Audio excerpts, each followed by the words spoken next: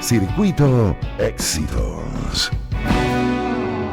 Bueno, otra de las cosas importantes de este fin de semana, 7 y 8 minutos, amigos del Circuito de Éxitos, haciéndole el quite a Román por estas 2 semanas, esta servidora Graciela Beltrán Carías. Miren, esta ola de calor en Europa, todos los que viven allá, venezolanos que están allá, lo que hacen es contar de lo inhóspito, de las circunstancias, que no se puede tener un aire prendido todo el tiempo.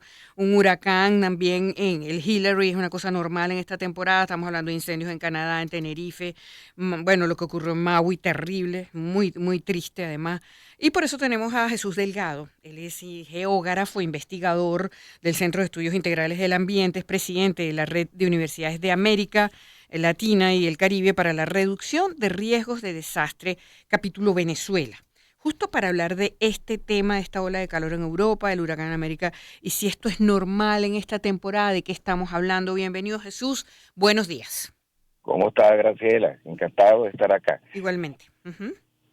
Bueno, ¿qué está pasando? No, en principio, ¿qué está pasando? O sea, es horrible. Lo que si no, es una mi abuela diría que esto es fin de mundo. Jesús. Bueno, vamos a estar claros. Desde el cambio climático, o que desde que estamos hablando de unas variaciones de temperatura y de evaporación en la superficie del mar, esto ha ido aumentando. Es decir, son como decir los mismos problemas, pero se están exacerbando. Ajá, exacerbando. Esa es la palabra, se están exacerbando. Es decir, estamos hablando de las mismas termodinámicas, hidrodinámicas, pero mayor en los impactos, porque si antes teníamos menor temperatura, poco a poco va a ir incrementando. En Europa, ¿por qué está pasando esto? Porque en la época en que el sol incide, o sea, está exactamente sobre Europa, estamos hablando de junio, ese momento es tan caliente la temperatura, digamos como lo ha sido normalmente a lo largo de la historia nuestra, pero a diferencia de eso, ya el techo de dióxido de carbono impide que la luz solar normalmente en esa época también salga, se refleje ese calor hacia la atmósfera de nuevo y se queda atrapado allí. Por lo tanto, en esa época, cuando vienen masas de aire caliente del norte de África, que siempre también vienen para esa época, y se van hacia el norte, atrapadas un poquito o atraídas por esa temperatura muy alta en Europa, cuando esas masas llegan, que sería como un golpe de nubes normal aquí, pues en el trópico, esas masas llegan, ahora no pueden salir el calor como se disipaba antes, a no tener la capa de dióxido de carbono, Entonces, ¿qué pasa? Se queda el calor atrapado y eso ocurre por varios días. Se retira la masa, se disuelve de la masa y hasta que vuelva otra, entonces vuelve a tener esa ola de calor. Por eso estamos hablando de un proceso que es recurrente, es decir, no se puede predecir exactamente, viene una por semana, no, depende de cómo venga la masa en esa semana, pues eso se va formando por calor en el desierto, pero lo que sí es diferente es que ya no se puede disipar ese calor como antes hacia la atmósfera. Okay. Ahora, es Jesús, una mayor temperatura. Eso es así tan matemático. Se fue la masa, viene la masa. O sea, sí, se fue la masa. Eso es matemático, así pues. Ajá. Bueno, lo que no es matemático es exactamente que eso va a ser 3 días, cada 4 días. No se puede todavía establecer. Sí, pero yo digo que la masa viene y se va. Entonces, prácticamente se pudiese predecir, pregunto.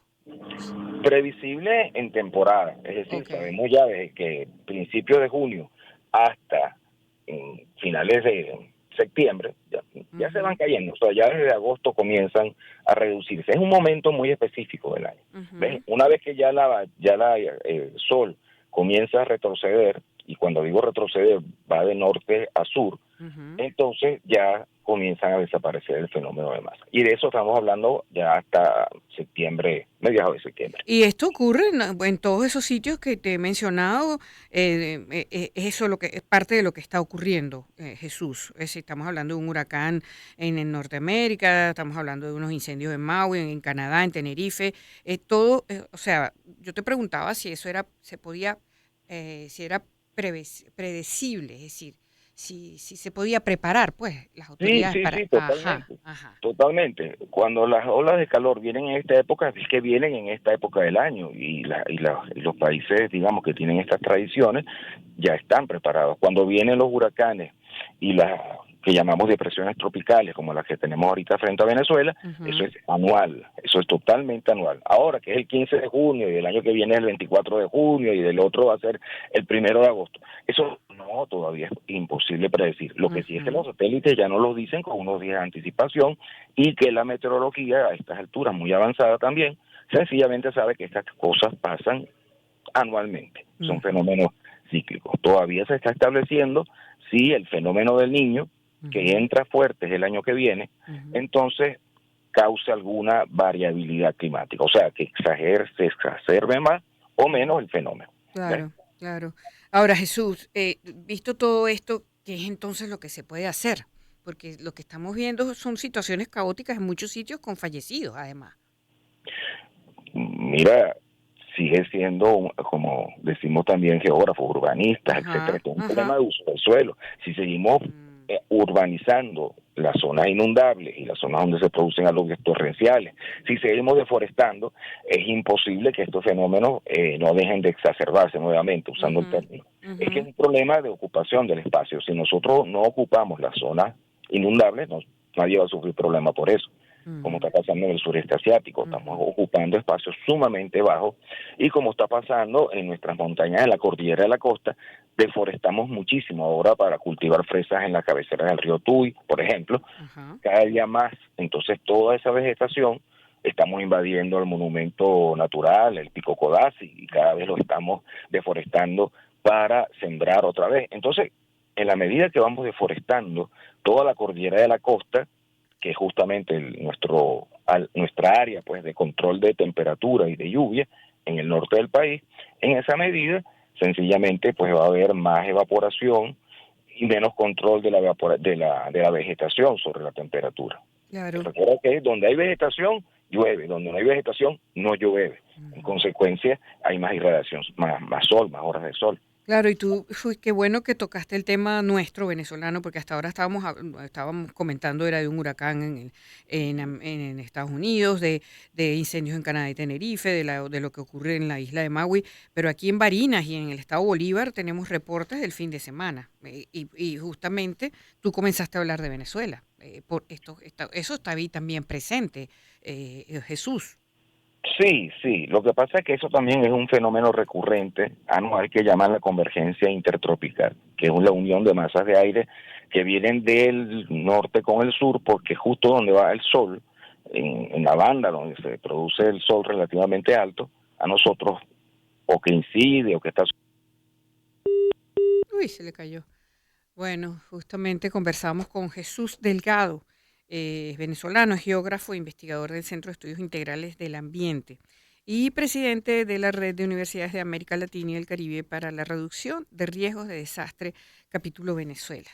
Reducción de riesgos de desastre. Imagínense usted lo que eso significa y en el medio de cuántos desastres estamos en este momento. Ya lo tenemos en línea nuevamente. Jesús, nos explicabas, yo te preguntaba por Venezuela y nos estabas explicando. ¿Aló? Ajá. Jesús, que yo te preguntaba por Venezuela y nos explicabas que también eran fenómenos recurrentes. Sí. Barinas, Bolívar. Correcto. Es lo que pasa, que se encuentran siempre unas masas de aire que vienen del norte y otra que viene del sur por el mismo efecto, temperatura mayor, donde está el sol encima. Entonces, claro, una vez que el sol va hacia el sur y ya está justamente sobre los llanos, entonces, claro, es la época donde llueve más en los llanos y en Guayana.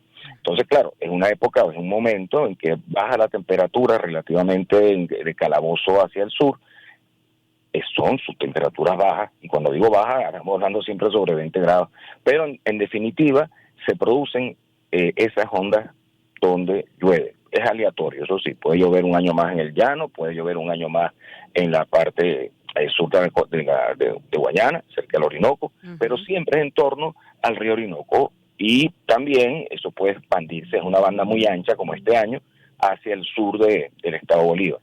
O sea, vuelve a ser una cosa que unos años es más y otros años es menos. Claro, pero te el entiendo. fenómeno, la mecánica... O viene el niño, exactamente. Ahora, tú eres... Hay cierto, el año que viene sí vamos a tener efectos de niño. Efectivamente vamos a tener más calor y eso va a cambiar y eso es otra cosa, pero eso es el año que viene. Mira, pero yo leo aquí que tú eres experto justamente en reducción de riesgos y vuelvo a preguntarte, Sí, tú lo has explicado perfectamente. Se están haciendo cosas contra el ambiente, o sea, se está interviniendo el ambiente de una manera inadecuada. Reducir esos riesgos, entonces pareciera que no va a ser posible, Jesús. Mira, las cosas hechas por el hombre se pueden cambiar. Las políticas públicas Mm, pueden cambiarse, porque cuando hablamos de reducción de riesgo, estamos hablando de la reducción de la probabilidad de que ocurran fenómenos con determinado impacto y el valor de esos impactos. Entonces, si lo que tenemos eso muy claro, serían políticas públicas, leyes y modos de hacer las cosas las que contribuyen a reducir las pérdidas, porque de eso estamos hablando con la reducción del riesgo también, que ujú, se producen en determinadas zonas. Entonces, si ya conocemos las zonas donde van a ser las afectaciones, si ya tenemos las políticas públicas, bueno, ahí viene lo que llamamos la voluntad política claro, y la para hacerlo. educación, para que la gente tome decisiones también. Porque Sí. una cosa es que uno se meta en un barranco sin saber lo que va a pasar allí, y otra cosa muy distinta si se le dice a las personas Sí. que estas son las zonas alteradas. Entonces, para eso hacemos los mapas de riesgo, no para que Mm, todo el mundo sepa qué es lo que pasa allí, claro. pero sí las autoridades tienen que tener conciencia de que esas son zonas